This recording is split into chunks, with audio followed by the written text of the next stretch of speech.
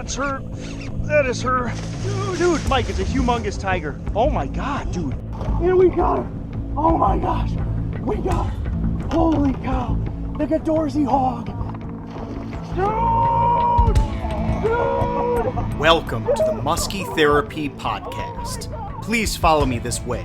The doctor is ready to see you now. All right, everybody, welcome back to the Musky Therapy Podcast. I don't know about you, but I could use a little musky therapy right now. And on this episode, I have a very special guest whom you have seen on the Musky Mastery channel and who you're going to learn about today. One of my all-time best friends and my brother, Chris Martin. Chris, welcome to the show, man.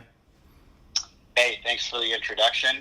And boy, I'm excited to be on this podcast you've been doing. I have to quite honestly say I think I've been asking a little bit to see when the availability would be for me to come on here. So I'm actually pretty excited to be here. Thanks for that. Dude, I am excited. It's always good when you and I are talking shop on Muskies, podcasts, social media, small business growth, you name it. We're going to talk about it all today. We got a lot of great topics today, folks. But first, Chris, maybe just introduce yourself to the listeners.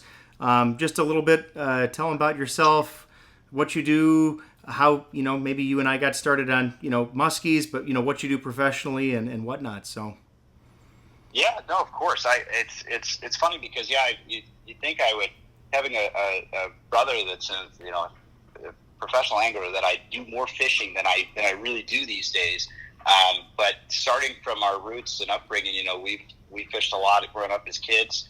And then I of course went into the professional business world. I've been working in commercial sales for probably the last decade. But more and more, it's funny, as I get older, the more I'm drawn back to fishing, and I can see where Chaz has found his passion in fishing. Because I think at this point I could just leave my business career. Probably want to go do it as time goes on. But no, there's a from my side. I was got taken on the first couple musky fishing hunts with Chaz, and then I think it was around 2002. You can probably correct me, but 2010 when I started missing class at school because Chaz had me. To viewers maybe don't know this, but Chaz had me in some of the professional tournaments at the time, the WMT, and so I would be studying for economics and things in the boat while we'd be preparing and pre-fishing for a tournament. And so oh my God, it was I won't even go into too much detail. I know we can talk about it as we go, but dude, that's already bringing back great memories to me. I do want to say too, Chris, what's interesting, I think we're gonna kind of get to this today in our podcast, is like what's neat though is your business background and the Musky Mastery brand and the fishing business, your background in business and your passion for social media platforms and all that kind of gives us we talk many times a week, and it gives us a lot of neat talking points because of your interests and my interests, and it's kind of interesting. The business world and the fishing world kind of combine in that sense for the two of us. So. Yeah, no, it's and we go back. A lot of our conversations go back to on the business front to college even, and talking about the business front when you were running the business in the early days, and talking about, and it's one of the things that would be an interesting topic as well on kind of having a dual career, right, and how to stay rooted and stay focused on part of the timeline. A lot of people look at the between the seasonality of it, right, the timeline of the fishing world and the timeline of doing other business opportunities, right, that you have. So that's another aspect of it too that I know we talk a lot about how to sort of balance and find balance in the scheduling to do those kind of things. So it's been a fun ride to this point. Well, and I want to tell folks, Chris, I want to tell folks again, a little bit, it's amazing when you get family on, involved in a podcast like this, and we start talking. What's really neat is, a guy like Chris, you've been involved with me in Musky Mastery literally since the infancy. And you talk about those tournaments, and we'll get to that at a point here this evening. But you've been involved in so many various aspects of Musky Mastery since the beginning. You've been helping to promote Musky Mastery with me from the very beginning. I mean, the brand started in 2007, which is now, gosh, it seems a while ago now. But yeah, you've been there since the start, man, and we've come a long way. We have a long way to go, and that's some of what we're going to talk about tonight. But of course. I mean, I think that a lot of people might not know, in the beginning days, and to anybody who's getting into this business or has aspirations to be a guide or something similar from a professional standpoint, you started, and this was a time before the technology is where it is today, but you started with posters that literally had a photo and your phone number. This was a different time, and it seems pretty recent to us. But I think to a certain generation, that may seem normal. But that was different equipment, and that's one of the things too that I'm curious about too. That I've always wanted to ask about the kind of future of having some of the tools and things you have accessibility to now versus what you did before. Does it change the game? Does it change the outcome, or is it more the mentality about the water and what you're doing versus what you have? There's so much, but it all comes together. Dude, you got me thinking. It's like you look back, so, the early 2000s to now. I mean, how advertising has changed for everybody, for your business, for my business. I mean, it's incredible because you're right. I remember putting posters in the back windows of my Jeep. And I would be driving around, and I thought, hey, I'd be promoting when I'd go to the grocery store. People would see Musky Mastery on my car, and they'd say, "Oh, I better call this guy." And it's like, not that folks don't advertise on sides of vehicles anymore, but you're talking about the bulk of the advertising we do now, and it is not there. I mean, it's done from a computer. It's a totally different ballgame. So it's crazy. Man. Yeah, that's probably before Instagram was even created. Before Instagram, for sure. Statement. Before Instagram, I remember, I think like Facebook was like early, 2003 to 2005, something like that. So in the early stages of Musky Mastery, Facebook was it was a thing, but it was not. Anyway, so yeah, we got a lot of good stuff to talk about. We got a lot of good stuff to talk about tonight. So where should we begin, man? Where do we want to dive in first? Well, for one, I know that from this standpoint, I've almost got a few questions for you and thoughts on from a business standpoint. I've been watching and being close to a lot of the seasons.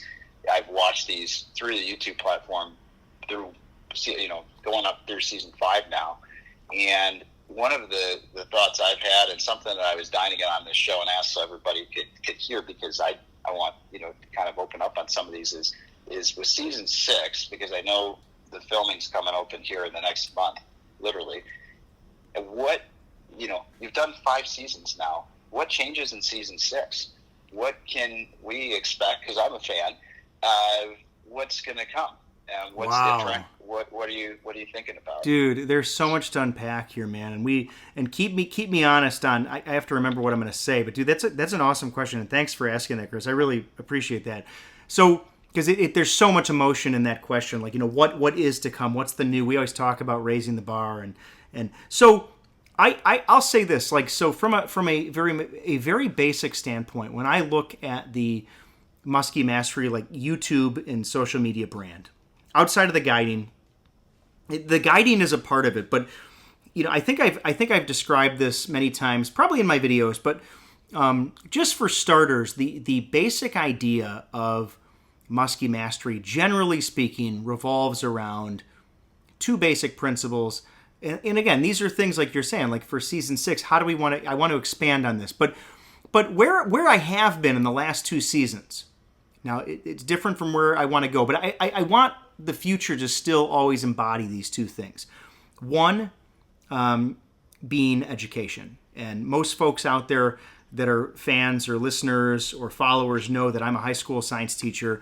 So education is in my roots. I mean, that is part of who I am as a person. It is a huge part of my identity. Like I wouldn't be having fun in this business if it wasn't about teaching people and me knowing that like what the content I'm putting out into the world people can take from that and better themselves. People can improve their craft. People can catch more fish. People can find ways to help others improve, help younger, folks, young adults, teens, kids get into the sport. So the education's a huge part of it. And the second part is the entertainment. Obviously we want to learn, but just like in any classroom that I'm in, school isn't fun if you're not having fun. I mean, literally, as cliche as that sounds sometimes, like you have to have fun. I want the channel to, again, be something where people are learning, but also be a source of interest in the sense that people are excited to watch an episode because it's exciting. Whether the edit is exciting or the musky catching is exciting or the storyline is exciting. So that's what I want to be. That's what I want to bring to the table in the channel. Like those are the big pieces. Now, in the future, and Chris, you and I have talked about this a ton, and we can really elaborate on this, is, season 6, there's a lot of things that are going to be coming in season 6 that I have aspirations. I've big ideas for season 6. But one thing that I think you and I have talked about a lot, and I really want to spend some time, and I truly mean that, spend some time, because when you're filming, you're not just going out fishing. I mean, there's many times I joke with other videographers and producers that, of course, this week, and Joe Bucher and I talked about this all the time. Like, we could catch a lot more muskies if we were just simply fishing.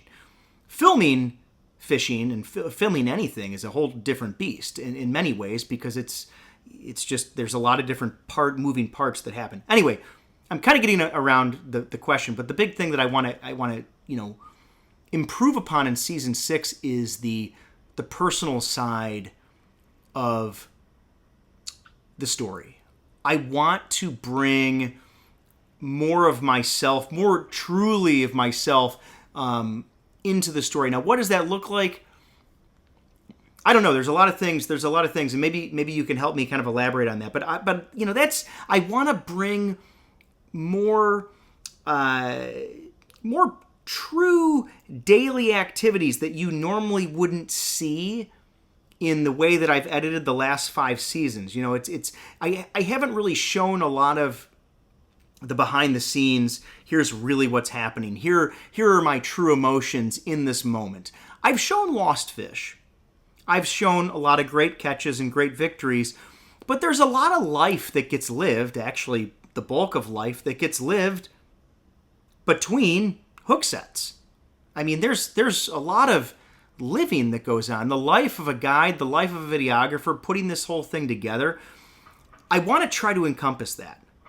I don't know exactly what that's going to look like yet. I think that when I think about that, I really imagine myself spending, being disciplined in doing more vlogging, doing more storytelling, really trying to bring the audience. I think that's the best way I could describe it, Chris, is bring the audience with me more on the journey, as opposed to just joining me to view a catch and learn about the catch. I want to start to bring people more with me in the preparation and the planning and the more of the emotional pieces that go into hunting and even filming. So that was a little bit of a long-winded answer, but that's really a lot of where my head's at. I think that ideology is, has stemmed from a lot of conversations you and I have talked about this for, God, really the last 5 years. I think you've been pushing me to include more of the lifestyle in these videos for a long time, and it's to me, it's challenging to do for a variety of reasons, but that's where my head's at. If you were to ask me, that's the big change I want to bring to season 6. That would definitely separate it in some ways, some ways from some of the other episodes, or some of the other seasons, I should say. Yeah, it sounds like that's a good poll for Instagram or Facebook to see what do the fans want. Well, that's a good question. Yeah, what do people want to see? I think, but you've talked about that. We all know what people want to see. I know what videos that I watch outside of musky fishing. Yeah. I do want to see people's lifestyles. Yeah, it's amazing. I follow certain industries. weightlifting and different things on there, right? There's these big industries on there, and outdoors is one of them for sure. It's huge.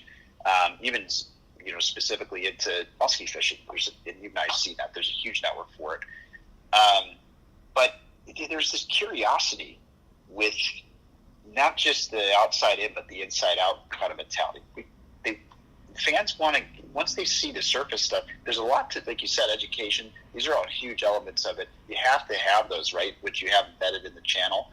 But I think there is, I think what I hope to see personally, again, I call myself a fan because I watch the videos like everybody else would. But what sometimes I like to see, because I'm not there, right? I come up and visit every so often, but I know being there in person for some of these adventures, there's a lot that goes on. And I just mean more than the fishing. There's stuff pre-fishing, during the segments, and even at the launch, there's stories, there's things that happen. I don't know if you can capture everything, but I think if you could bring more of that to the fans to see a little bit of the outside, things that are happening around this whole segment. I don't know. It's no, and also, there's two things you're making me think of too with regard to bringing.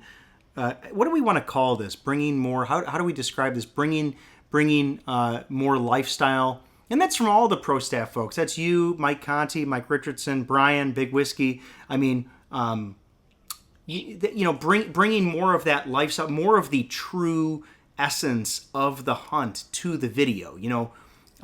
So I guess I was just going to say, first of all, on the lifestyle piece, sometimes I do. If I'm going to really, put it all out here this evening on this podcast, it's like, there's definitely a risk factor that I think about. It's rooted in my, own insecurities. When, putting the real, putting a lot of the behind the scenes stuff. Sometimes I mean insecurities in the sense of like, do people want to see that? Would they be interested in hearing, side chatter, side conversations, all the little things. What I'm getting from this is like, yes, folks would want to see that. I think they do, but it's sometimes an internal battle. That's one thing that I think about is this valuable? I don't know. Should I film everything? And then I guess that's the better way to do it. And then you could look back and choose what you want later. The other thing that honestly that I probably don't, people that watch probably know this, or maybe could sense it from, getting to know me over the years, my personality is, I do struggle with, seriously, this is why part of the reason I brought this musky therapy podcast to life is I do struggle with musky anxiety, like for real. I get like sincerely musky anxiety. And by that, I mean that, it's something I want to improve on as a videographer and producer is dedicating time to the camera outside of traditional fishing filming. Because I get really tied up sometimes internally when I have moon phases, I have times, I start building this entire set list of spots and things that I want to do, and my entire essence goes into the hunt. And I know the cameras are going to be running, but the cameras that are running sometimes are like, I have the bare minimum amount of cameras running, and I just want to get casting immediately because time is on the line. The big muskies are on the line. I don't want to waste a second of time to anything. It's, boat into the water. I'm on the water. I'm hooking up the cameras and I'm going. And at the end of the day, what is that? You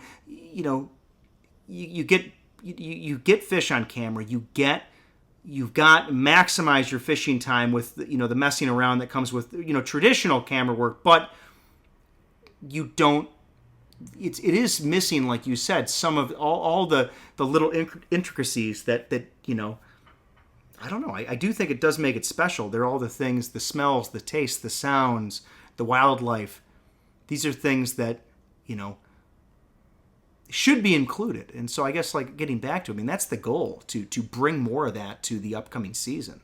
So you hit on a really good point, because there's almost this, and everybody has it to some degree in everything they do, is there's almost this like, and I mean this in the best way, this selfish sort of, I have passion for this. I want to spend as much possible time on the water because I want to be in the best possible position to do this well. how do I now take, because it's a lot of work. That's one of the biggest things that I didn't even understand this, because you see all these videos that are really well put together, and you don't understand the hours, unless you have a team doing all this stuff around the clock, right? Which not a lot of people have. It takes hours, and even like many, many hours to edit and the music and the videos, right? So to level up, because everyone, when they watch seasons, right, you always are, because each of your seasons has, they kind of step up to the next level. And I think there's an expectation in anything, for any of us, right, sports, whatever, that things level up, that they're going to get better, or that there's more expectation. Once you do it really good, then they're expecting something else. So now, no, I agree with you, man. Chris, I very much agree. It's like a life thing, right? So now, not only are you doing that of yourself, you're expecting more of you and on the water and of what the season is going to bring, but now the channel and the business has a higher expectation as well. How do you, that's even a question for you, right? And I don't know if you've thought about that answer, is and maybe it's something you almost have to go through to have a breakthrough in the next season, is what is that balance? How do you maximize the water, but also figure out a way to maximize that exposure to the fans then? To sort of, dude, I think you're really, I love that. I love what you said there about balance, because so you're reminding me, because I have thought about this. I've thought about new ways to introduce videos, introduce topics in a new way. Right now, what folks are used to for 5 seasons right now is, the general look to a Musky Mastery video. And again, like you said, I think there's I really think there's a lot of beauty to the way they're set up right now. I really enjoy it. Right now, the way that these videos are usually set up, a very traditional Musky Mastery video starts with some drone scenes to set the scene, set the stage.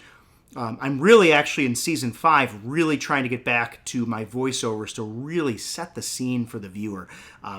Hook them, draw them in, get them hooked on the episode. We segue into the actual musky catch, and then we have the educational part where I kind of tell the story of the hunt and give some kind of takeaways from the catch. So that's the way, generally speaking, that these shows are produced, that they're edited and produced. And I have to pay homage to one of my best buddies, Joe Bucher. It'd be crazy not to mention. Joe taught me a lot of what I know, especially in my early days of filming, when I was filming his television show with the big cameras on the actual dish networks and stuff. That was an incredible experience. And but again, like you said, what's that balance now to breathe some new life into this platform? I think, I guess I'm just saying, I've thought about ways to take that educational part that's usually at the end of the videos and kind of spread that out throughout a segment. Start a video in a different way. Start a video with more of a description of the conditions. Join me on this hunt. So these are things I'm thinking about. And then even outside of that is filming more of the lifestyle pieces that I've tried to do, I think, successfully. If you look at the Gadorzy video was the first video that I actually, and this is really per the Gadorzy video, which is the most successful video on the channel. That was probably per a conversation you and I had, Chris. You pushed me to, I guarantee, years ago, that video was produced in 2017, and I guarantee you and I had a conversation in the early fall there, and you said, hey, you've got to film the breakfast, you've got to film the garage. And I did, and then we caught this big fish, and it ended up being the best video we've had. The funny thing is I haven't really done, I guess there's been some videos I've done that with, and they haven't quite taken off in the same sense, but I do think they're amazing videos. And then I kind of got away with it, got away from it. But it's time to bring that back. So like you said, it's a balance, finding that balance. And I think it's tough to get out of the comfort zone, because a lot of the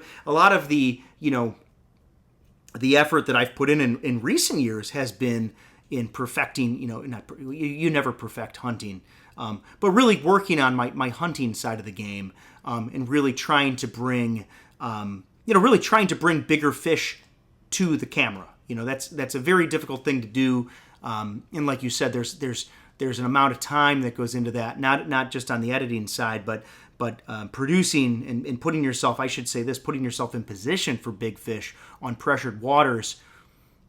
It is a completely different ball game in pressured waters for large muskies than it is, boating, 36 inches. 36-inch muskie is always welcome in my boat. They're great muskies, but those bodies of water are just not the same as your big fish waters, and that dedication and the time, allocation to that, catching fish of that caliber, it's just a different realm. So yeah, man. I mean, and you ask away, man. But that's where my thought is. And again, that's kind of a product of our conversations. But that's a big picture idea for season 6. I don't know what it's going to look like yet. And that's kind of the cool thing about videography, about filming a season, is I'm a big fan of this, man. And I've mentioned this before for sure. I'm a big fan with regard to a season. I'll say this, not including the videography part of it, but just talking about a muskie season in general. I've come to believe that the best way to hunt, when you look at it from May till December, is to let the season guide you. You don't guide the season. You let the season guide you. You let the season inform your instincts and guide you essentially to the way that it's going to unfold. And not to get on a tangent here, but sometimes you look back at these seasons. 2020 was a record in many ways, and I say you go into the winter and say, oh my God, how could we ever top that? Well, we did in many ways. Maybe not by numbers in 2021, but we did with size and craziness. And then you look at 2021 and you reflect. And you say, wow, what an incredible season! How could I ever top that?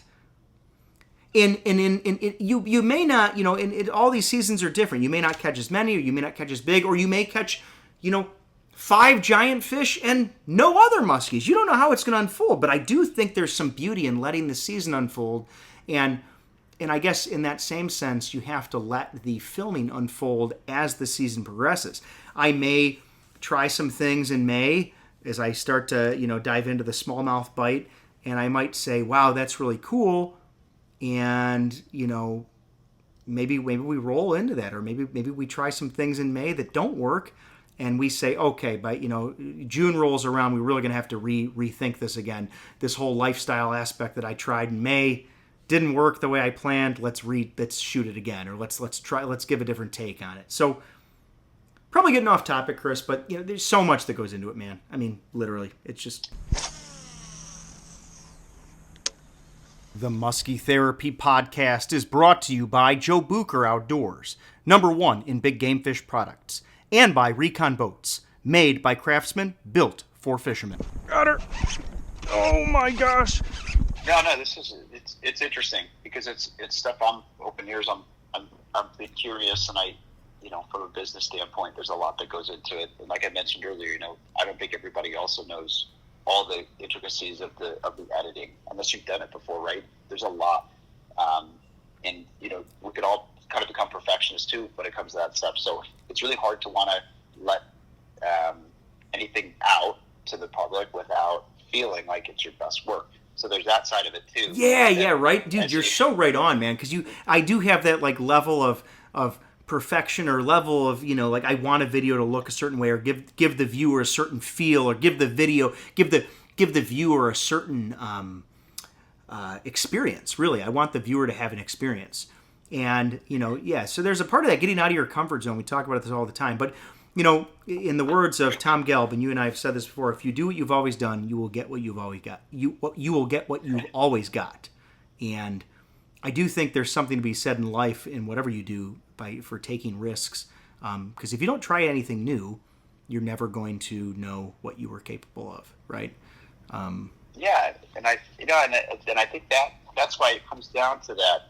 It's almost like the breaking point is sort of, because there's no fancy equation that can figure out the balance of time when it comes to this kind of stuff. So there's like I said, there's this selfishness that everybody has for their passions, because we all do. I love golf. I don't want to film the golf. I want to go play. So that's the reality of it. But there was a business side for me, and I had a really important community that I was bringing this to, and it was a community like you have within the fishing community. If there's something special and unique like that, then I think I'd try and find ways to take it upon myself, which you've done, obviously, for 5 seasons, to bring that to the community in the best way you can. And because you have the ability to do that, now it becomes, because you've gotten to the stage, and I think that's where we've gotten to this topic of how much, what elevates it now, and what changes it now. Now, it doesn't have to, right? There's that other side of the saying is, if it ain't broke, don't fix it. I guess that's the other side, right? So the channel's not broke. Well, dude, I totally agree with you, man. And here's where I've and honestly, I think folks will start to see. I mean, I hope this change for sure. You know, I think 2021 was as folks see season 5 unfold, and they're seeing it now. You know, as episode 9 is going to be rolling out here very soon as we're recording this podcast, but. There's definitely a line in the sand to a certain extent. I shouldn't say that, but I guess looking back over the seasons, the 2021 season, there was, and I'm just speaking very openly on this. There was, by myself and everybody that I filmed with, a sincere effort to target large fish, and viewers would be like, "Oh, what do you mean you didn't target large fish in the past?" Like, well. I mean, the honest truth of that is not always. No, I mean, in years past, as I was growing into this videography world, you wanna put yourself in as many positions as possible to get numbers of muskies on cameras and produce content, and I still want that, and that in this again, that's a big part of how the season unfolds. That kind of changes those tactics and the way you're going after your hunts. The lakes that you're choosing. But I think that 2021 was unique, and it's where I want to go. The direction for the channel is we spent as a team more time hunting truly big fish, and there were a lot of days, man. There were a lot of days where we didn't catch anything, and they would lead up to a big catch, and sometimes they would lead up to a big loss. Sometimes they would lead up to a big catch. It all balances out at some point. But 2021, the reason it is going to be such an exciting season is because there was an emphasis placed, there was a dedication placed on going after trophies. We said, okay, we're not going to maybe have as many episodes, but the fish we have, when we do get them and things go our way, they're going to be worth seeing. And I want to bring that for sure to season 6. That's something I'm really trying to focus on, is finding new waters that produce big fish consistently, more consistently than numbers lakes. And I think that's a very exciting challenge for me. Is you look at our area of Wisconsin, Vilas, Oneida, Forest counties, Price County, These definitely would be considered pressured waters. So again, that's the goal for moving forward, is to continue that, truly a dedication to putting trophies in the net, and and then if you can combine that with the lifestyle piece, but that's something where the channel's kind of going.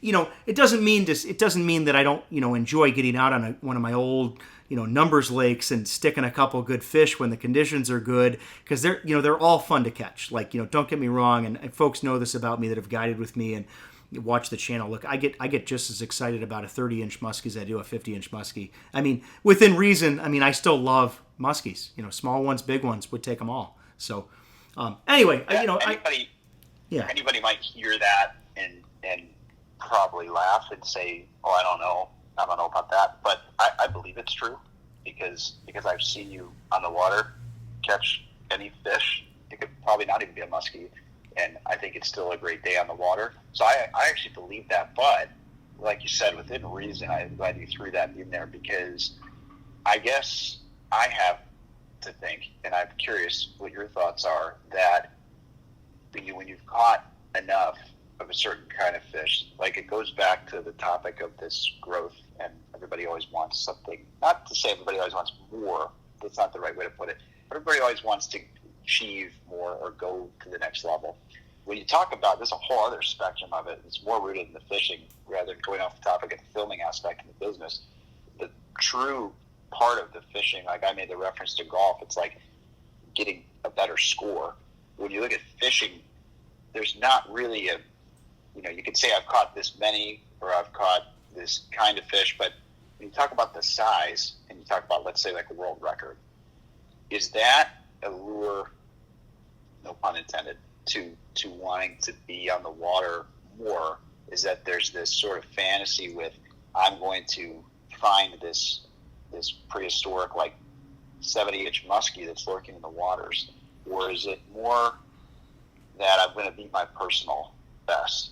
Like, is any of that even in your mindset? Or is it just, I don't care whatever happens today, if I catch the fish that's 60 inches, it happens? And I wasn't, I'm tracking these fish, but I didn't really know that was going to happen.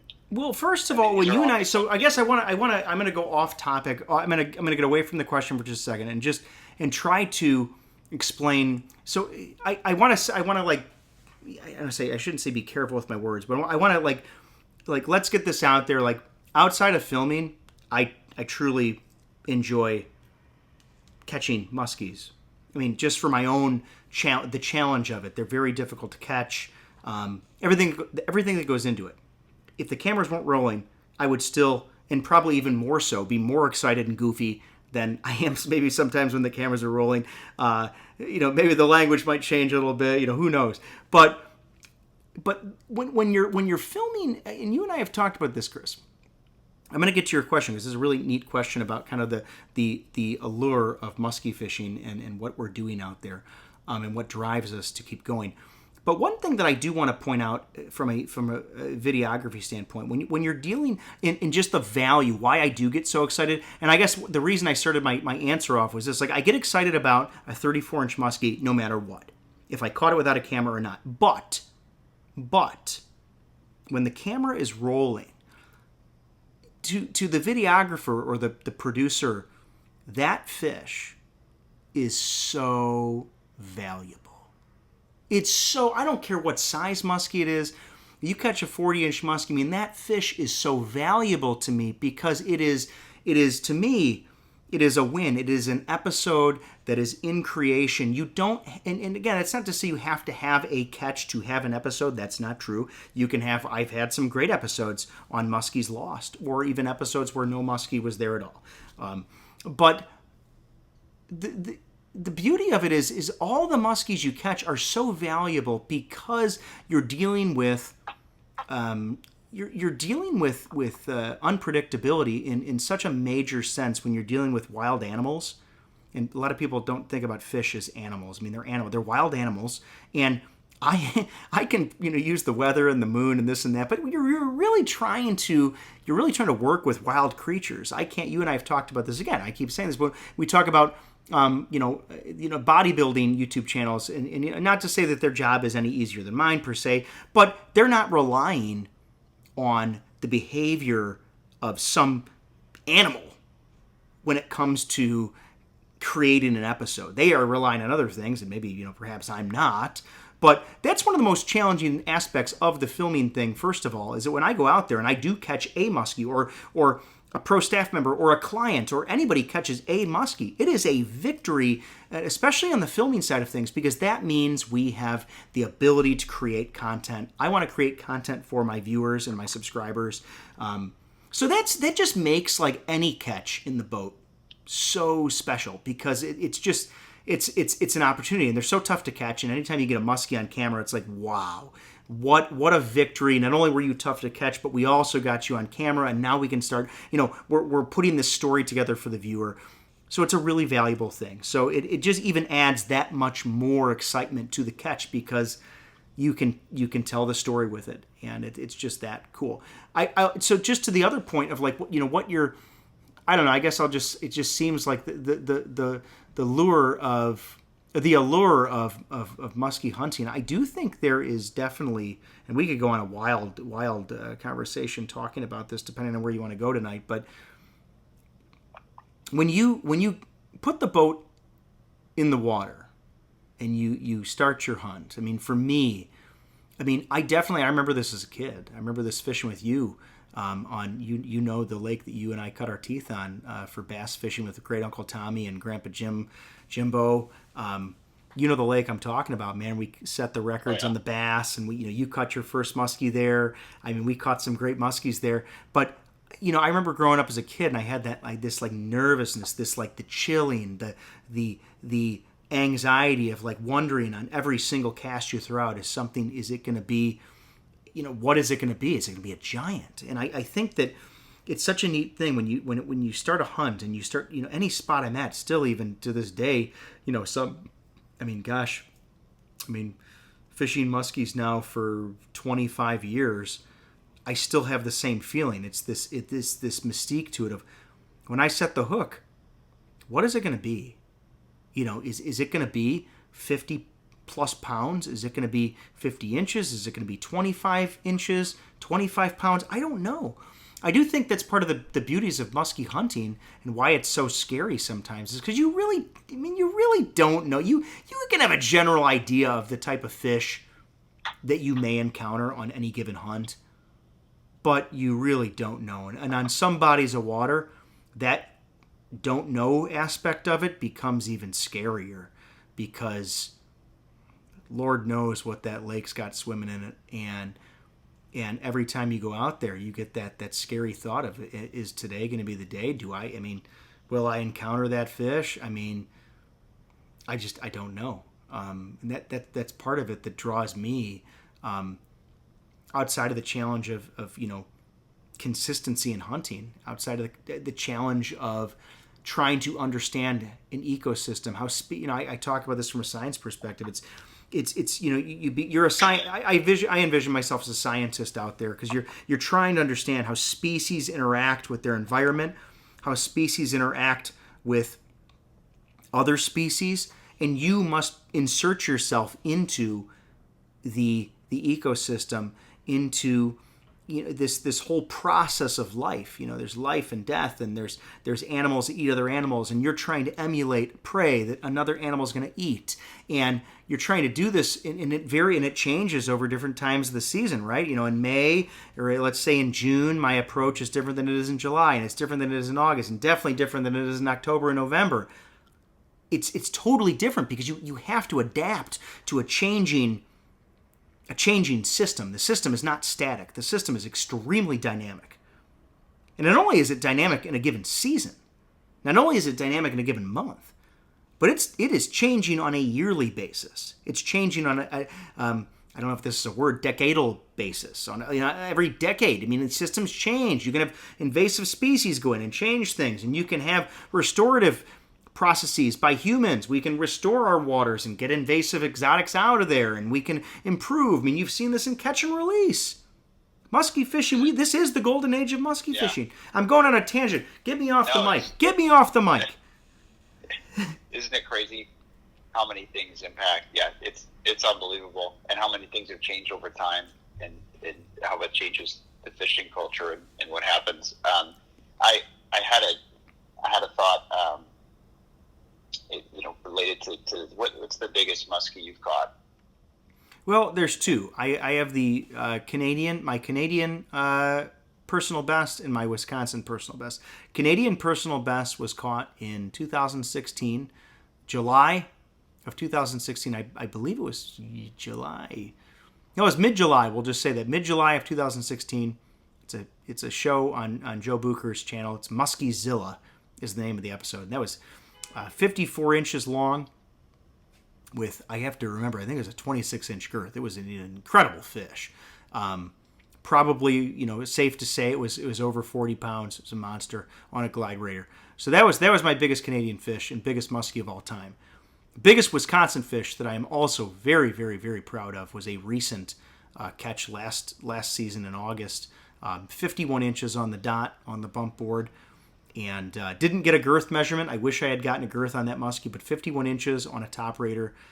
Very special fish for me, eclipsing the 50-inch range in Wisconsin. So yeah, those are my biggest, man. I'm looking at some of these. Yeah, it's just crazy. And one of the things that I'm thinking about that not everybody probably puts together is the amount of time. You can go out and fish for the first time ever and get lucky, I guess, and catch a 50-inch muskie, and I'm sure people have done it. But it seems to me like because of what you're talking about, the consistency, the time on the water, and placement, that the more time you have on the water, the better chances you'd have. But one thing you just said that for me, even as an angler, when I'm there on the water, that I don't do, and this might be for anybody listening, what's really interesting is I relate it back to golf, right? Because, I just like you played before. You and I golf, both, yes. Yeah, and there's something about, now that's a sport I can relate to because, I don't play like basketball or anything professionally, or never have, but golf I've played to a certain degree. And one of the things is when you're standing over the ball, and I'll relate this back, but when you're standing over the ball, something that a lot of people don't know about golf is there's a confidence, a mental game. It's a huge mental game because you can swing your shot, and I will tell you the truth, and you know this, being a golfer, if you think the shot and you take the same swing, when you're confident, you're thinking this ball is going to go where I want it to go, and you really know a feeling when you're really confident, it will go there. And when you stand over this ball and take the same swing, but you think a different thought, that this ball is going to go fly in the water. Most people probably listening hit a ball in the water, they know, right? You're thinking that it's going to be exactly what it is, and it goes there. When you lose the confidence. Now, one really interesting thing that I never thought about before is people who are really good at fishing, right? You're like, well, wait, we're all casting and doing movements with the lures and these things and emulating a fish or whatever. Well, what I'm curious about is what you just said is on every single cast, you're anticipating this potential monster fish or fish. And is there a confidence in the way then that on every single cast you are bringing the bait in? Because if that's, when we all feel when you take the final cast of the spot, it's like the best cast. And you do it the best timing, and this is the one. Well, it sounds like you do that with all of them. And it relates back to the golf equation of sometimes we get a little lazy. We don't think about the shot the way we're supposed to, and then we lose the confidence on it. So I'm wondering if it's not just the time on the water, because that's like going to practice golf and not practicing a good swing. You can spend all the time you want, you're not going to get any better. So I think with fishing, I'm wondering how much of it then is every cast and the confidence behind every single hole and reel that you're bringing in. And well, okay, so I'm not going to go on. That's a tough thing to do. No, I'll save my tangent for the second part of my answer. But the first part is, I think that having that confidence, well, and some of that's just like anything. I guess you can grow into that. That I think that some of the confidence in every cast thing is when I know. I don't know. I guess I try to consistently put myself in what I believe in those situations are truly incredible spots. Like even if I'm scouting new water and we're scouting new water together, I truly believe that the spot that we're fishing has any one of the casts I'm throwing out there has potential to produce something incredible, a monstrous fish or any muskie for that matter. If I start to get the feeling that my casts aren't giving, when my casts aren't giving me that feeling anymore, I go back to the drawing board and I say, well, if I'm not feeling that anymore, I'm not going to just bang my head against the wall. I'm not going to keep casting if I don't feel that that jittery, anxious edge on every cast. If I'm not feeling that, you're probably not on the right spot, or you probably should manage your time so that you should get on a spot that does give you that feeling.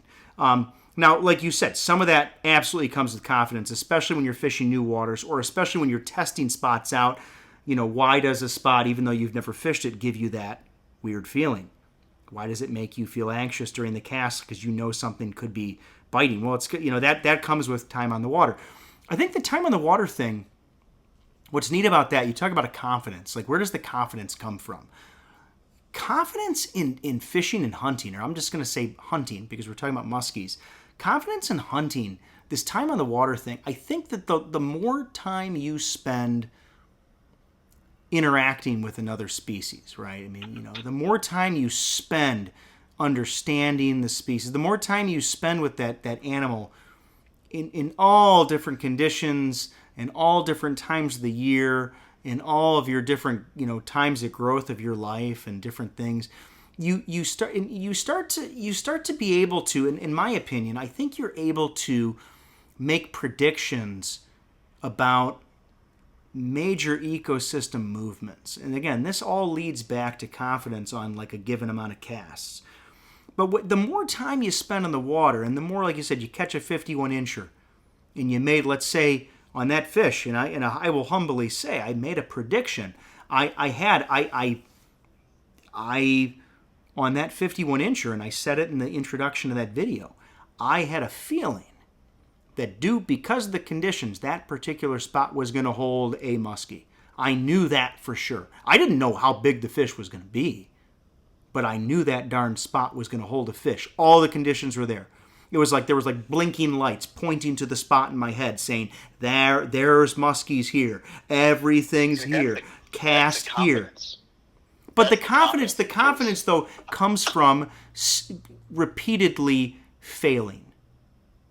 The confidence comes from this weird mixture of failing over and over and over and over. I mean, I can remember as a kid, I had no idea what I was doing. I remember I got out there in the rowboat. I had no trolling motor. I actually had no muskie net when I caught my first muskie. And, not to say that I didn't have the resources available. I had a great boat that, our dad was kind enough to buy us as kids. It was a great rowboat, the old Lumacraft and the 9.9 Evinrude.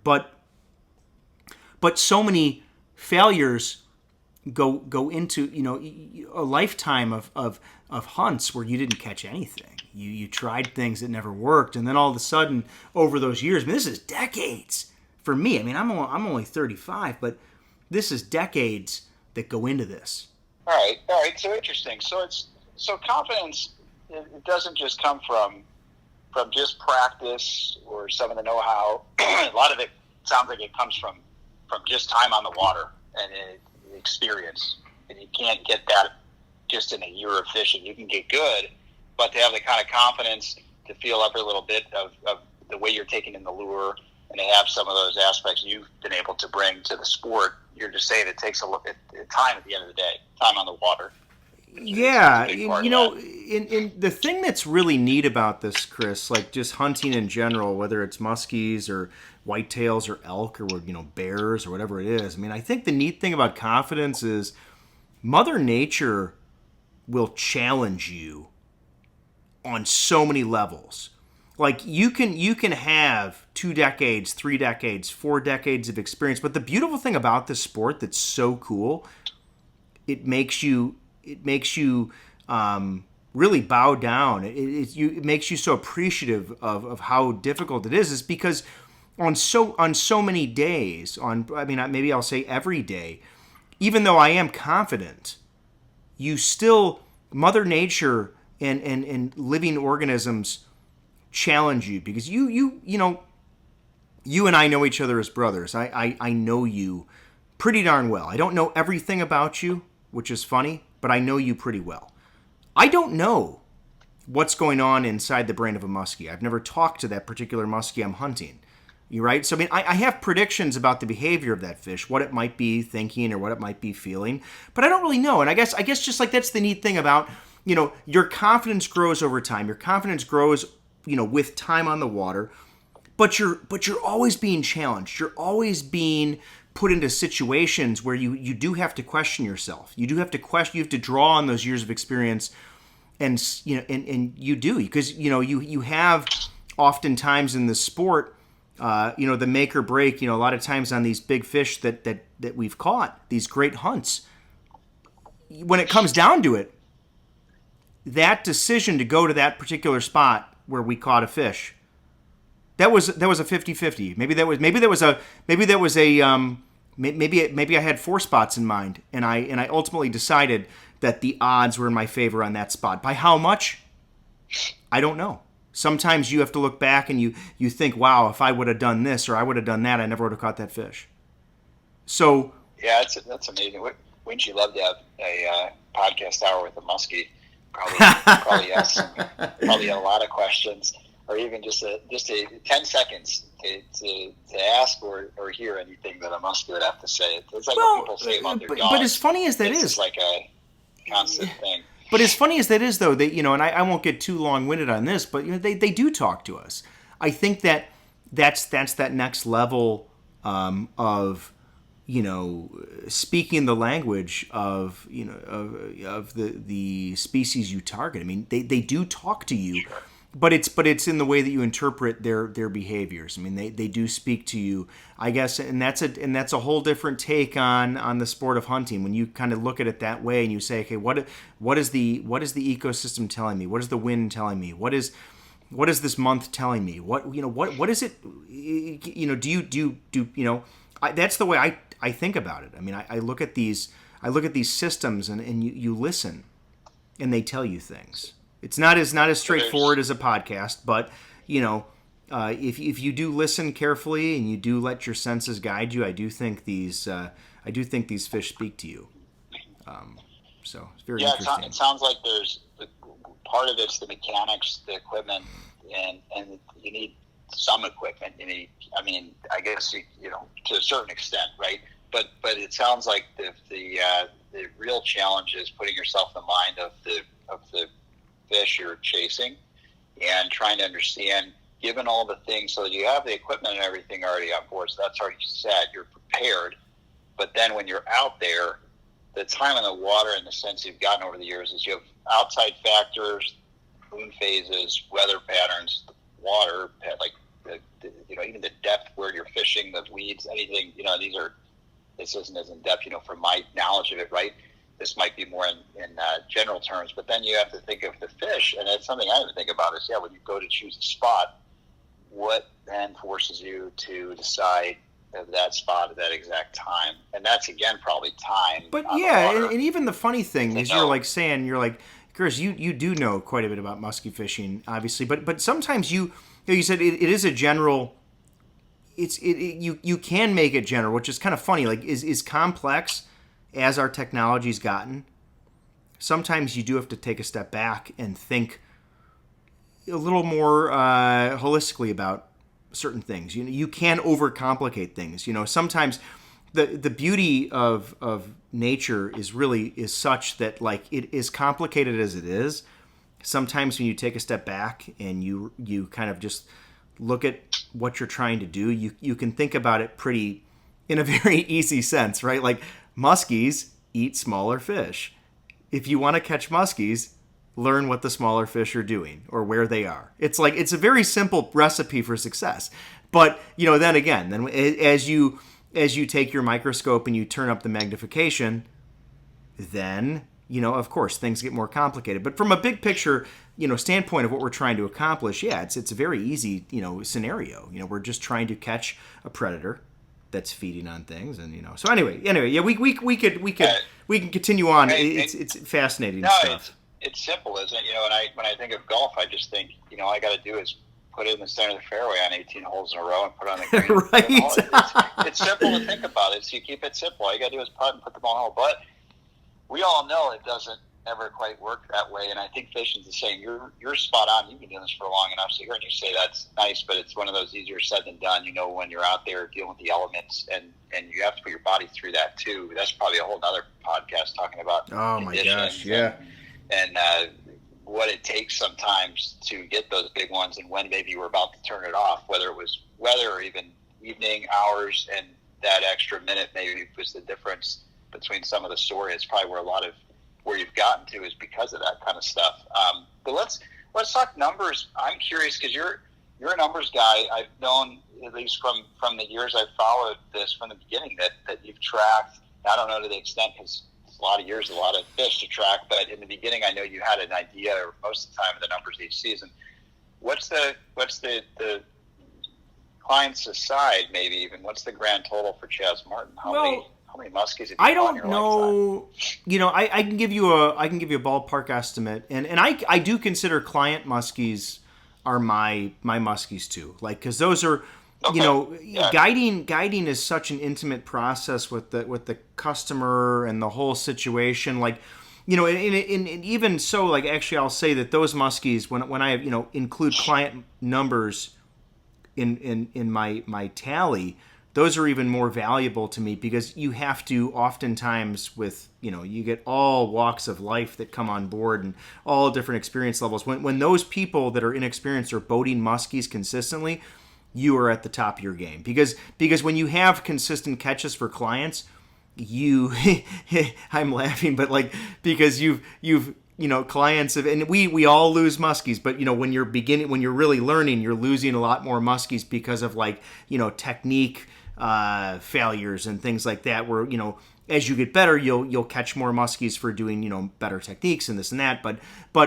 I guess what I'm saying is those numbers are valuable to me, because I feel as a guide I had to work very hard to put a client in a position to catch a fish, or really in that sense, when clients catch muskies, put them in position multiple times to catch, and then maybe we'll get 1 or 2 out of 8, or how many it might be in a given day. You never, and those are on crazy days. You never know. I'm not trying to talk negatively about like client muskie skills. I'm just saying, inexperienced anglers that come on a trip, they're coming there to learn. Those numbers are important. Anyway, I'm getting away from the point. How about how many have entered the net? How many have entered the net? Boat? My average, so in the last decade, so Musky Mastery is going into year 16, which is hard to believe. 16. Yeah, 16 years of guiding, man. Crazy. I will, and we're in more recent years, in the last 5 years, we've been probably ahead of 100 muskies a year, and that's all sizes. That's your 30 inchers, your 50 inchers, doesn't matter. So I'd say you've boated in the thousands. Yeah, I mean, I'd say we've definitely boated. Oh yeah, in the last 16 years, or let's say 15 years, we've boated thousands of muskies. And I have somewhere, I kept track of those, I'd say the first decade of Musky Mastery. Man, I have a paper log. I used to record on video, or not on video, but I used to do like these little voiceover things. I had like recording devices. I had fishing logs when I was younger. Actually, a lot of these fishing logs date back long time prior to Musky Mastery. So a lot of muskie catches before the guide service was born are documented somewhere. I have them somewhere saved in a notebook. And then since then, I really document on video. Every muskie we catch is on video. Not all of them make YouTube, but they're all documented in some way, shape, or form. So yeah, I mean, we've caught. I'm very grateful to say. I mean, I'm blessed to say we've caught thousands of fish, and clients have caught lots of muskies. It's been a great deal, man. But I'd say on an average, on a great year, on a good year, and now a lot of times, and again, it also depends where you fish. But for me, in Vilas County, Oneida, Vilas County, Wisconsin, northern Wisconsin, and a lot of folks know that I'm semi full time. I mean, I'm a teacher, so I don't have the benefit of being on the water as much as I would love to. In the end of August, September, October, November. So we're catching 100 muskies a year, fishing full time from Memorial Day till mid August, and then from there we're on weekends. So I'm pretty proud of that number, given the amount of time we're on the water. If I was able to fish year round for muskies, we would have more. That would be awesome. But as a teacher, that's where I'm at, and that's and I'm very happy with that. If we caught 50 muskies in a year, I'd be happy with that too. But maybe you just, again, that comes with the territory of where are you fishing. Are you focused on numbers waters? Are you focused on trophy waters? So that number may vary. If I have a year where we catch 75 muskies, but my average size is 43 inches or 44 inches, and I'm focused on big fish water, that's what I was focused. That's what I was aiming to do. But if I caught 125 muskies and I was on action water and my average size was 37 inches, that's great too, but that's what I was trying to do. So it all depends on what I do. A lot of times for clients, we're focused on action waters. It changes over the years. A lot of my longtime clients now are focused on bigger fish, so we're fishing harder waters to crack. We're catching less muskies in those situations, but the payoff is much bigger. instead of your 37, you get a crack at 47s, and those are pretty special, obviously. So yeah, so that's a little numbers of yeah. I just ran quick math. I mean, 16 seasons, even if it was only 90 full days, given everything else, you're calling like that working days. That's an average of over 1.1 muskies per day in season mode, which if this was like Michael Jordan's basketball stats, don't compare me to Michael Jordan. Well, thinking of or just saying stats, right? If you think about that, because no one really has and maybe in the fishing industry, that's not something people would look or compare, but that's a pretty impressive number. So if someone was going guiding and you said, well, on average in a given day, we catch minimally over a muskie on a given day based on knowledge and how we're going to hit it. Now you can't guarantee that. That's right? an interesting. Talk about that too. Yeah. How do you perform based on you're catching a fish? How do you perform that too to be able to consistently produce videos? But when you have stats like that, it's like when you go to a basketball game on that reference and you expect to see some good numbers put up, and it happens because you have a record, and it kind of just goes by that from the historical perspective. But I will ask, because all that said, now you break down those numbers, and I don't know the exact number of over 50-inch class fish that fit in there, specifically even in the Wisconsin waters, but I can't imagine it's less than 5%. And it's not, I assume, given to the abilities of your fishing. It's given to how rare, not only is a species, maybe that size fish exists in that body or those bodies of water, but given that you're putting in immense amounts of time, and then the yield to those larger fish is only a certain amount. It can just show people over 16 years how a little bit of luck mixed in can produce a big fish, but a lot of time on the water shows how often maybe those fish do come around. So goes to all that to say a question of what's your, this is probably the hard thing. You've never gotten this question before. What's the best muskie of all time? I mean, can you even, that's like asking someone, again, I keep making sports references because this is a sport, but what's your best championship, right? That's like asking Tiger Woods that. It's probably hard to say. But if I asked you what your best trophy fish, or fish in general, could be the first muskie you ever caught. I remember that story. Or it could be the biggest muskie ever caught, or there was one in particular. Well, okay. So first thing I will say, and it's humbling, because I'm very proud of the fish that I've caught, my clients have caught, my family's caught. But you bring that up, out of thousands of muskies over the last 15 years, we've caught. I'll just say this: we've caught. Less than 10 of those muskies in the counties that I fish have been 50 inches or better, which is that's a statement to the fan or anybody listening to understand. Yeah, and again, luck can play into that, but how hard? And I mean, in my neck of the woods, and listeners and buddies of mine that fish in Vilas and Oneida counties, they know exactly what I'm talking about when I say that, and I'm being is truthful and honest. I could make up some goofy number for folks on this podcast, but I'm not going to do that. Why? What good is it to try to fake some goofy number of 50-inch fish? But I'd have to look at my records again. But I believe we have. I mean, with clients included, we've boated seven muskies. I think six or seven muskies in the last 15 years. That have hit the magic 5.0 mark, like truly true and blue 50 or better, and that's out. And you think about how rare that is in my neck of the woods. Now, on different bodies of water, if I fished Green Bay for an entire year, you best believe that number is going to change a lot. If I fished Lake St. Clair, we would have a lot more 50-inch or better muskies. If I fished Lake of the Woods all year long, holy cow, we'd have a lot of 50-inch muskies on the board. So it's not about, and this goes for anybody, and this is just, it's a confidence booster for anybody who fishes tough water. It's not your angling skills and all that stuff. It's about the water you fish. It's about the presence of those large muskies in the system. Not all musky waters are created equal. It's funny, actually, by the way, and I'm not going to bring up names, but I had another guide. I posted a muskie a year ago. It was a 48 and a half bumped 48 and a half inch muskie, by the way. I'm going on a side note here, Chris, by the way, because this is classic.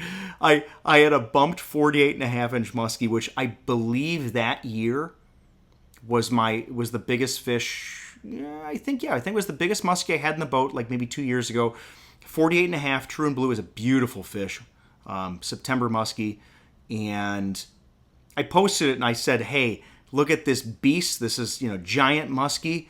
And this other guide who fished in a different state, I won't even say what state, said, what are you talking about? That's not a big fish. And I rarely on social media get riled up, but in this particular instance, I felt, because I was very proud of that fish, and I felt pretty compelled to write a spicy comment back to this particular individual.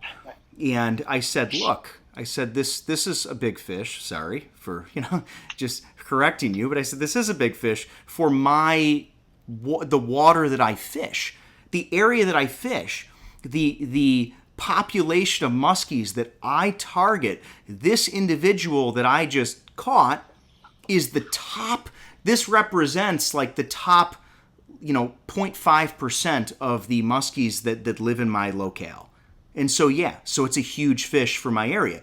If you put that muskie on Green Bay or Lake of the Woods or Lake St. Clair, it's a big fish. It's not a giant. It's not a giant on those waters, but in my waters, it is a giant. And the funny thing was, so I kind of roasted this guy pretty bad. And then I had a bunch of, and I love my Musky Mastery followers, my fans and viewers, and they all chimed in like pretty quickly. And I didn't realize how fast they chimed in, and started they started getting after this guy, and then he deleted his post. Real quick, I'll just piggyback off it, because here I go with another sports analogy. I feel like everybody's going to be like, what?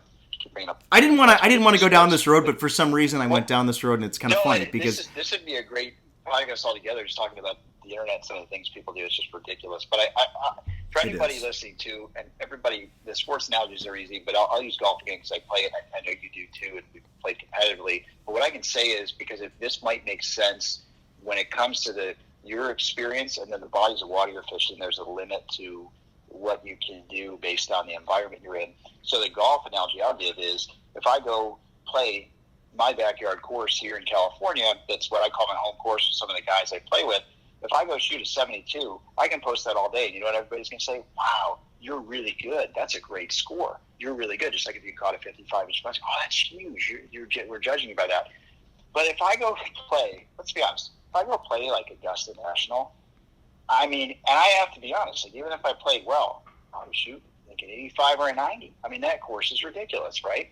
If I posted that score, everybody's going to go, you're terrible. You're awful at golf.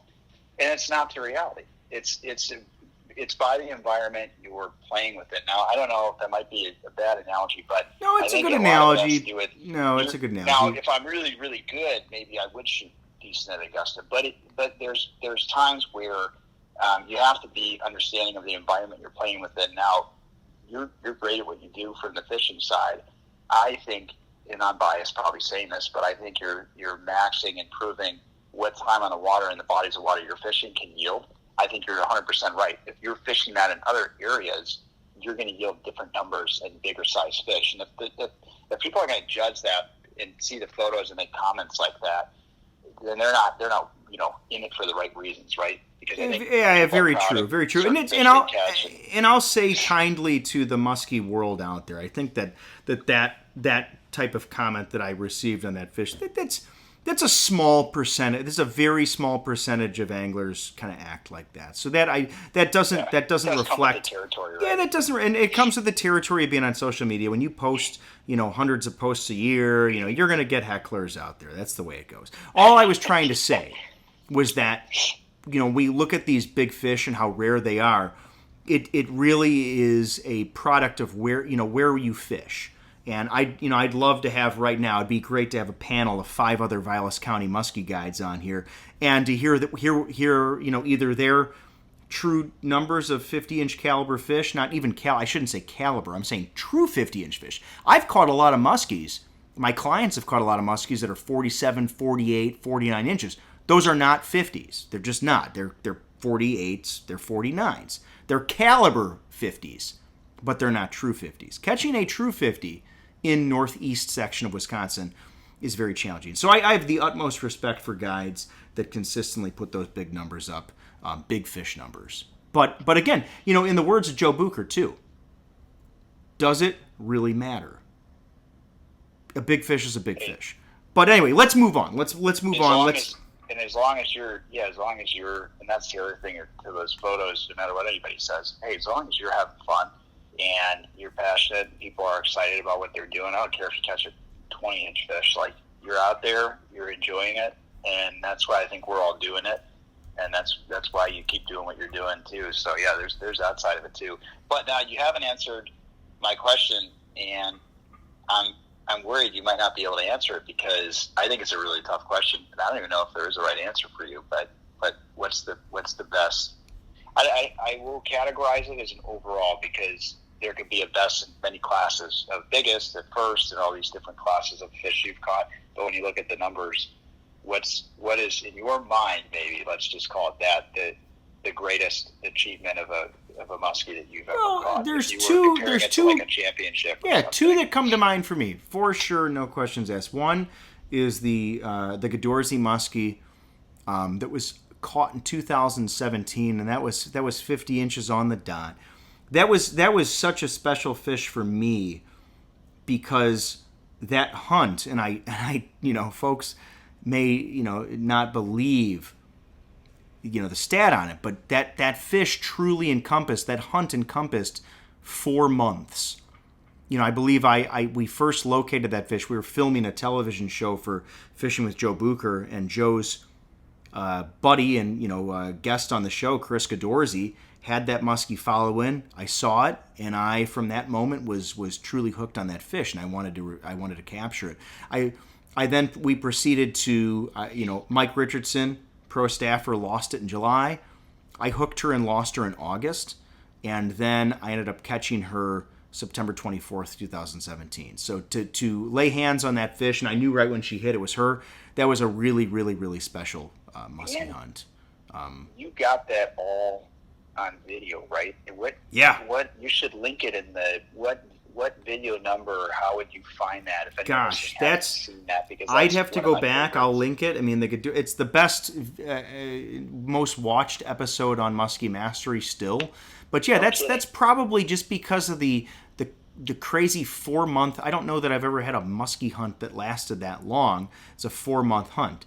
But outside of that, though, still, and this is more recent times, my muskie last summer in August, that 51 incher, that was truly the most special muskie I've ever caught in Wisconsin, just from the fact that of its size. To eclipse 50 inches for myself personally, it was I won't forget that feeling. I remember releasing that fish and just having this like really weird feeling inside, like wow, that.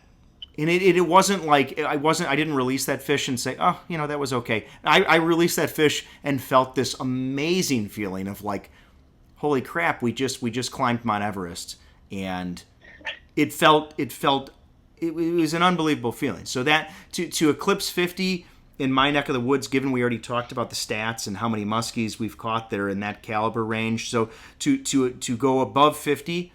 And to, have a healthy release and a beautiful muskie and a crazy fight, like it was really surreal. It was extremely special. I'd also say, lastly, the most, I guess the most special muskies, and there's so many of them too. I mean, those are the two most special, but the other most special muskies are the ones that, you're with your family, your friends, and you have those memories. Because when you look at your life, you look at your memories with, you and I, our great Uncle Tommy, you and I know some of those smallmouth memories, even the ones we lost, the one that broke the line. Those are moments, even some of those bass that weren't humongous, those are still some of the most special ones of all time. So I guess it's not always about the biggest ones. It's also sometimes about, just the most special ones. So yeah, you and I could both go down, like our muskie together, our second and third place finishes. I won't name the lake, but those muskie catches that you and I still talk about those some years later. The adrenaline going. There's no doubt when that timer's on in those tournaments and boats are flying by. That's another. I'd love to come back on here at some point when I'm able to be fit in, because I know there's scheduling, I'm sure, but I'd love to talk tournament talk and some of these other avenues, because as we've got into this, part of me not fishing as much as you do, I was curious. I was like, I wonder how many topics we can cover inside of an hour. We got a lot of stuff. We got a lot of topics to cover, man. Yeah. No, I'd love to go through that and talk about it, but I'm interesting to hear those, given I know how many other special ones have ranked on that list. There's countless, I have no doubt. So for me, and we talked a lot on fishing together outside of a podcast, but for me, that's the first of hearing that from your angle, that lens, to see that. So that's special. That's really awesome to see that. Now, season 6 is underway almost. I mean, I know you're already getting chances to go up, and I know muskie season's about to open. So maybe there's a way to continue the conversation. Oh, well, Chris, plan on continuing the conversation. I mean, just to recap, what a great talk we've had, man. You and I have covered season 6 and the dreams and what we want to accomplish on season 6. We went into musky confidence and reading water and reading your experiences and letting your experiences guide you in your hunts. And then we did a little bit of mini dive here on muskie statistics, and we looked at, and we just talked at muskie numbers and what's a big fish in my neck of the woods, and what that means, and your most special catches. So we really covered some great stuff here, man. It's always, man. It's and hey. For folks, hey, I should link this in the video or in the podcast. Hey, your muskie segment just debuted. It's all in the family. You caught that beautiful muskie last July in the figure 8, and we're gonna do it again. We're gonna do it again this summer, man. Hey, yeah, repeat coming up. We'll take some time and we'll be up there with you. And yeah, I just want to say thanks for having me on, and it's been a pleasure talking through this and exciting. And hey, I'm not on podcast per se or anything, but in my line of work, I do a lot of meetings and a lot of agendas, and I'll tell you what, this kind of stuff, just having a conversation and going through things like this, I'll do this all day. This was fun. I enjoyed it a lot. Appreciate having me on. Dude, Chris, as always, man, thanks so much. Well, folks, there you have it. Another episode of Musky Therapy is complete. I don't know about you, Chris, but I think you summed it up pretty well. I feel like I've just gone to the therapist. It's so great having these conversations. So, folks, we cannot thank you enough for listening to this podcast.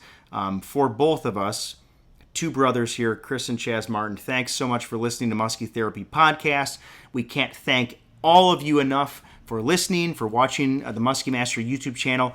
Special quick shout out again to our sponsors, Joe Bucher Outdoors, Recon Boats. We couldn't do it without you guys. Best products in the world, no questions asked. So anyway, folks, we will look forward to another episode next month. And as always, thanks for listening.